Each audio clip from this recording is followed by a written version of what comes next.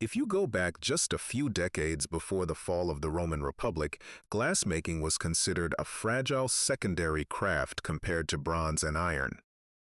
But according to one Roman historian, a single unnamed craftsman once walked into the imperial court holding a drinking vessel that should not have been able to exist at all.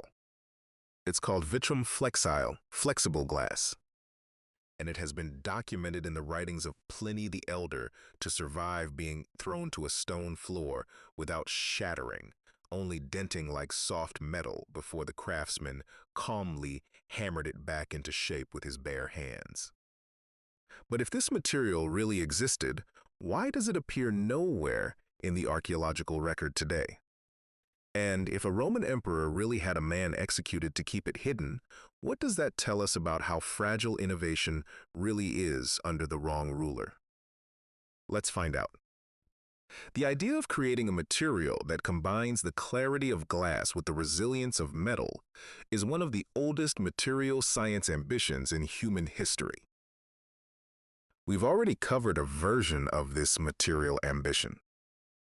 Ancient craftsmen used to transform raw substances this way, using controlled kiln temperatures to fuse ordinary sand into a completely different material through fire alone. But that transformation produced something predictably fragile. What this Roman craftsman allegedly achieved was something else entirely: a glass that behaved like it shouldn't be glass at all. In Rome, sometime during the reign of Emperor Tiberius in the early 1st century AD, an unnamed glassworker faced a problem no ordinary furnace could solve. Standard Roman glass, however skillfully blown, remained brittle and prone to shattering on impact, a limitation that had defined the material since its invention centuries earlier. Bronze and iron offered durability but lacked the transparency and refined beauty that made glass so prized among the Roman elite. No known formula existed that could combine both properties in a single material. So, according to Pliny the Elder's account written decades later, this craftsman discovered an additive or processing technique that transformed the fundamental behavior of glass under stress, something no furnace in the empire had produced before or would produce again. And unlike anything found in a conventional Roman workshop, this material reportedly absorbed impact by deforming rather than fracturing, requiring no reinforcement, no metal backing, and no compromise on the material's transparency at all. The craftsman's process was, according to the surviving account, simple enough to demonstrate on the spot, yet extraordinarily secretive in its actual formulation, drawing on what may have been an early manipulation of glass chemistry decades before anyone understood the underlying science. He reportedly presented Tiberius with a bowl made from this material, and to prove its resilience, deliberately dropped it onto the stone floor of the palace. The first principle at work, based on what modern materials scientists can infer, was almost certainly a shift from brittle to ductile fracture behavior. As the bowl struck the floor, witnesses described it denting inward like a piece of soft metal rather than shattering into fragments, the same fundamental difference that separates a rigid ceramic from a malleable alloy under sudden stress. The key point here is that unlike standard silica glass, which fails catastrophically once a crack begins propagating through its rigid molecular structure, this material apparently absorbed the impact energy through plastic deformation instead, meaning the glass bent and stretched at a molecular level rather than snapping apart. But here's what most people don't realize. The demonstration reportedly didn't end with the drop itself.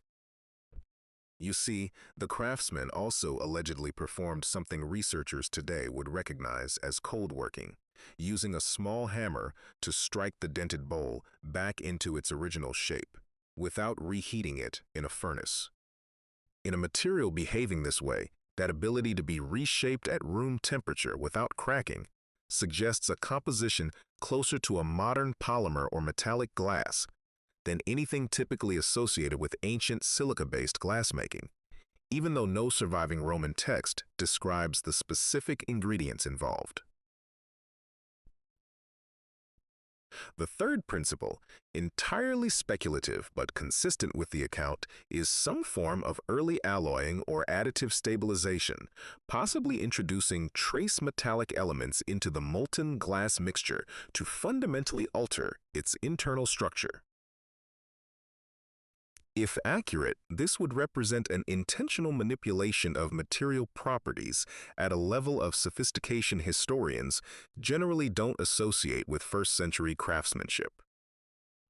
All three of these properties, if the account is taken at face value, compound one another into a material that generates the visual clarity of glass, while simultaneously behaving like a ductile metal under stress. And this account, however extraordinary, has been treated seriously enough by modern researchers to warrant genuine materials science investigation. A study reviewing Roman-era glass composition found trace evidence in certain surviving fragments of unusual metallic inclusions inconsistent with standard contemporary glassmaking recipes, though nothing definitively matching the described flexible behavior has ever been recovered intact.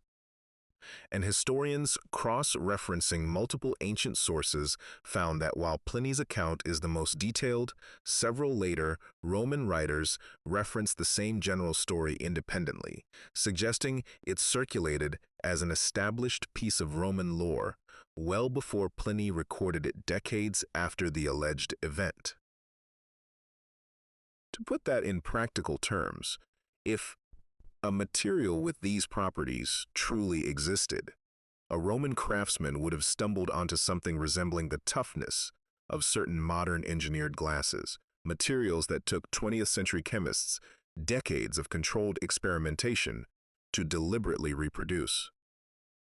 And because the ancient account describes the material being demonstrated once and then apparently never produced again, every version of the story that survives describes only the result, never a repeatable, documented process. But this account comes with an important caveat, and it's part of the reason historians remain divided on whether any of it actually happened. A study examining the reliability of Pliny's broader historical claims found that his natural history frequently blends verified observation with secondhand rumor and moralizing anecdote, often without clearly distinguishing between the two for his readers. Their conclusion was that the flexible glass story fits a common ancient literary pattern, a cautionary tale about innovation being suppressed by paranoid power rather than a strictly factual technical report. And this is where historical skepticism becomes essential. A story recorded decades after the alleged event by a writer known to mix fact with fable cannot be treated as confirmed archaeological evidence no matter how specific the details appear. But the source reliability question is only one piece of the story. The most repeated element was the emperor's reaction. The defining feature of the anecdote, that Tiberius allegedly had the craftsman executed and his workshop destroyed specifically to prevent the material from devaluing the empire's gold and silver reserves, is also the part historians find hardest to verify independently.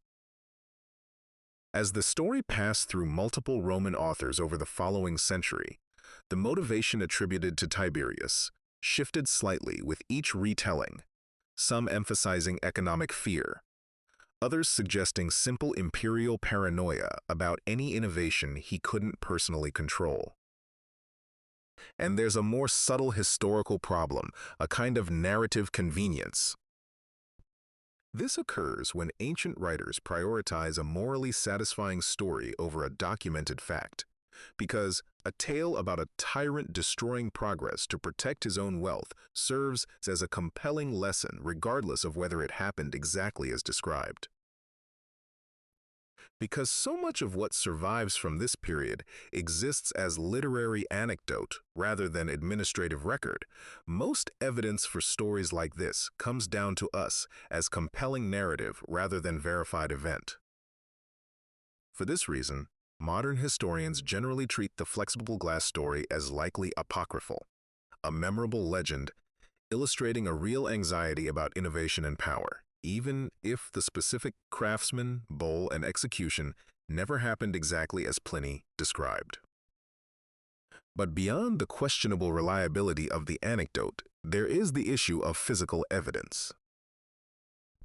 No fragment of genuinely flexible Roman glass has ever been recovered from any archaeological site, despite extensive excavation of glassmaking centers across the former empire. Standard Roman glass, by comparison, survives in enormous quantities, meaning if flexible glass had been produced even briefly at any meaningful scale, some trace would likely have entered the archaeological record by now. Materials scientists across multiple universities have frequently attempted to reproduce plausible ancient formulations that might explain the described behavior, because the general chemistry of altering glass ductility through metallic additives is well understood even if the specific first-century recipe, if one ever existed, remains unrecovered. And even where some Roman glass fragments do show unusual trace element compositions, confirming those anomalies represent an intentional flexible glass formula rather than simple contamination or regional recipe variation, requires evidence that modern archaeology has never actually recovered. Funding priorities have also made it more difficult to fully investigate this question at scale. As archaeological science budgets remain concentrated on excavation over long-term trace element analysis, projects requiring detailed spectroscopic comparison across thousands of Roman glass fragments are rare and difficult to justify against the low probability of confirming a story many historians already treat as legend. So the real question we should be asking now is what this story actually reveals, whether or not the flexible glass itself was real. And the honest answer depends entirely on how much weight you give literary tradition versus physical evidence. If you take the consistency of multiple independent ancient sources as meaningful, several separate Roman writers referencing the same core story, the account remains one of the most persistent and detailed technological legends to survive from antiquity. The recurring emphasis on economic motivation behind the craftsman's execution reflects a genuine ancient understanding that innovation could threaten established wealth and power structures, regardless of whether that specific bowl ever existed. And because the story has survived for nearly 2,000 years specifically, because it resonates with a recognizable human fear, powerful institutions, crushing invention that threatens them, its endurance as a cultural touchstone may matter more than its literal accuracy. But without any surviving physical sample or corroborating archaeological find, treating vitrum flexile as a confirmed lost technology is probably not a responsible conclusion. In the absence of that missing evidence, the story remains firmly in the category of ancient legend rather than verified material science, and a field where compelling narrative can easily outpace physical proof requires acknowledging that gap honestly, rather than presenting speculation as established fact. In reality, for most historians and material scientists examining this account today, treating it as a culturally significant legend that may contain a kernel of genuine first-century experimentation rather than either confirmed ancient technology or pure fabrication is probably the more responsible position.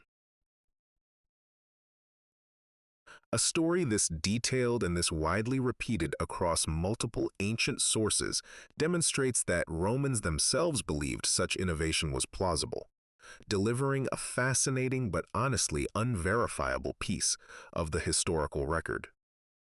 And because drawing firm conclusions doesn't depend on assuming either confirmed fact or dismissing the story outright, it avoids the overreach that this particular legend has invited for centuries. There is no surviving bowl to examine, no confirmed formula to test, and no risk of overstating what 2,000 years of literary transmission actually left us to work with. It just remains one of history's most tantalizing footnotes, and it still fascinates the historians who study it. If you like this video and enjoy learning about innovations that may have been lost not to time, but to the people who feared what they could do, then subscribing and sharing is the simplest way to make sure this kind of knowledge keeps being found. And if you want to see how a single immigrant in 20th century Florida quarried and moved over 1,000 tons of stone entirely alone, using a method he refused to explain to anyone before he died, then you need to watch our video on Coral Castle right here.